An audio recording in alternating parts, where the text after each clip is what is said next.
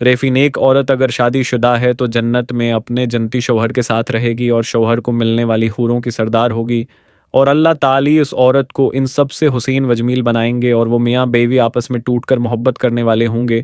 اور اللہ تعالی نے اپنے مومن بندوں کے لیے جنت بطور انعام بنائی ہے، جس میں ہر لمحہ لذت کے حصول کے اسباب بطور نعمت مہیا کیے ہیں۔ من جملہ نعمتوں میں ایک نعمت ازواج اور حوروں کا عطا فرمانا ہے، جو جنتی کی شہوانی تسکین کا ذریعہ ہے، تاہم جنتیوں کو جنت میں گناہوں کی خواہش نہ ہوگی اور نہ ہی پراگندہ خیالات اسے دامن گیر ہوں گے، بلکہ پاکیزہ جذبات و خواہشات ہوں گی، اور ان کے حصول کے حلال راستے دستیاب ہوں گے۔ مذکورہ سب باتیں قرآن و حدیث کی نصوص سے ثابت ہیں۔ 2. جنت میں انسان جو چاہے گا اسے وہ ملے گا۔ اگر اولاد کی خواہش ہوگی تو اولاد بھی ہو جائے گی، لیکن دنیاوی اولاد کی طرح ان کا حکم نہیں ہوگا۔ ایک حدیث شریف میں آپ صلی اللہ علیہ وسلم نے فرمایا، اگر بالفرض کوئی مسلمان جنت میں اولاد کا خواہش مند ہوگا تو اس کی خواہش اس طرح پوری کی جائے گی کہ بچہ کا حمل قرار پانا، اس کا پیدا ہونا اور اس کا انتہائی عمر یعنی 30 سال کی عمر تک پہنچنا، سب کچھ ایک سائٹ میں عمل پذیر ہو جائے گا۔ اس میں وہ نعمتیں مہیا کی ہیں جن کو نہ آنکھوں نے دیکھا، نہ کانوں نے سنا، نہ کسی آدمی کے دل پر ان کا خطرہ گزرا۔ جو کوئی مثال اس کی تعریف میں دی جائے سمجھانے کے لیے ہے، ورنہ دنیا کی اعلی سے اعلی شے کو جنت کی کسی چیز کے ساتھ کچھ مناسبت نہیں۔ وہاں کی کوئی عورت اگر زمین کی طرف جھانکے تو زمین سے آسمان تک روشن ہو جائے اور خوشبو سے بھر جائے اور چاند سورج کی روشنی جاتی رہے اور اس کا دوپٹا دنیا و مافیہا سے بہتر۔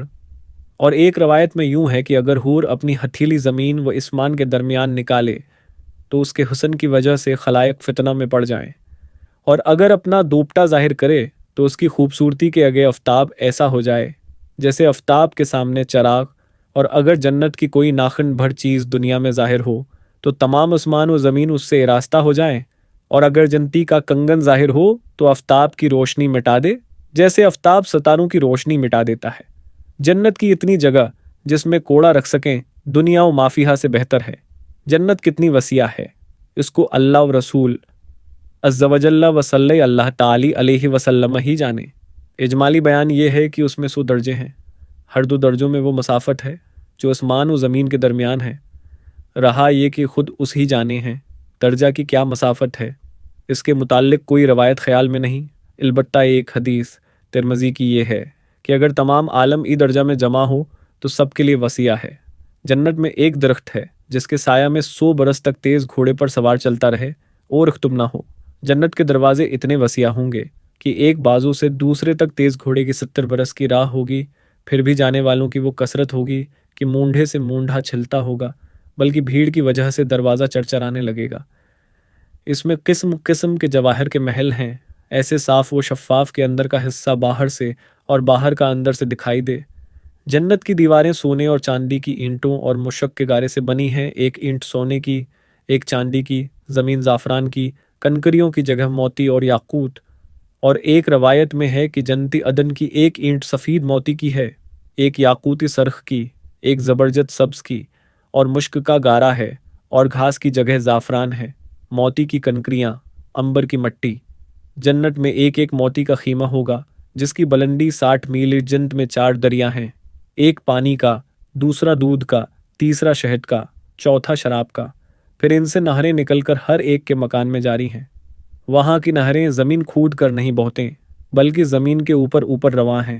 نہروں کا ایک کنارہ موتی کا، دوسرا یاقوت کا، اور نہروں کی زمین خالص مشک کی۔ وہاں کی شراب دنیا کسی نہیں، جس میں بدبو اور کڑواہٹ اور نشہ ہوتا ہے اور پینے والے بے عقل ہو جاتے ہیں، اوپے سے باہر ہو کر بیہودہ بکتے ہیں۔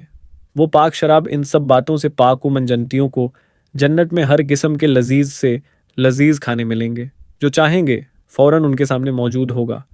اگر کسی پرند کو دیکھ کر اس کے گوشت کھانے کو جی ہو تو اسی وقت بھونا ہوا ان کے پاس جائے گا۔ اگر پانی وغیرہ کی خواہش ہو تو کوزے خود ہاتھ میں ہو جائیں گے۔ ان میں ٹھیک اندازے کے موافق پانی، دودھ، شراب، شہد ہوگا کہ ان کی خواہش سے ایک قطرہ کم نہ زیادہ، بعد پینے کے خود بخود جہاں سے آئے تھے چلے جائیں گے۔ وہاں نجاست، گندگی، پاکانہ، پیشاب، تھوک، رینٹ، کان کا میل، بدن کا میل اصلاً نہ ہوں گے۔ ایک خوشبودار فریٹ بخش ڈکارے گی، خوشبودار فریٹ بخش پسینہ نکلے گا، सब खाना हजम हो जाएगा और डकार और पसीने से मुश्क की खुशबू निकलेगी। हर शख्स को सूअदमियों के खाने पीने जमा की ताकत दी जाएगी। हर वक्त ज़बान से तस्बीह व तकबीर बेकस्द और बला कसद मिसल सांस के जारी होगी। कम से कम हर शख्स के सिरहाने 10,000 खादिम खड़े होंगे। खादिमों में हर एक के एक हाथ में चांदी का प्याला होगा और दूसरे हाथ में सोने का, और हर प्याले में नए नए रंग की नामत होगी। तो कि जितना खाता जाएगा, लज्जत में कमी ना होगी बल्कि ज़्यादती होगी। हर नवाले में सत्ता सत्तरमज़े होंगे, हर हर सत्ता सत्तरमज़े होंगे, हर हर सत्ता सत्तरमज़े होंगे, हर हर सत्ता सत्तरमज़े होंगे, हर हर सत्ता सत्तरमज़े होंगे, हर हर सत्ता सत्तरमज़े होंगे, हर हर सत्ता सत्तरमज़े होंगे, हर हर सत्ता सत्तरमज़े होंगे, हर हर सत्ता सत्तरमज़े होंगे, हर हर सत्ता सत्तरमज़े होंगे, हर हर सत्ता सत्तरमज़े होंगे, हर हर सत्ता सत्तरमज़े होंगे, हर हर सत्त मज़ा दूसरे से मुमताज़ वो मान महसूस होंगे। एक का एहसास दूसरे से माने तयन न होगा। जन्नतियों के न लिबास पुराने पड़ेंगे, न उनकी जवानी फना होगी। पहला गरवा जो जन्नत में जाएगा, उनके चेहरे ऐसे रोशन होंगे जैसे 14वें रात के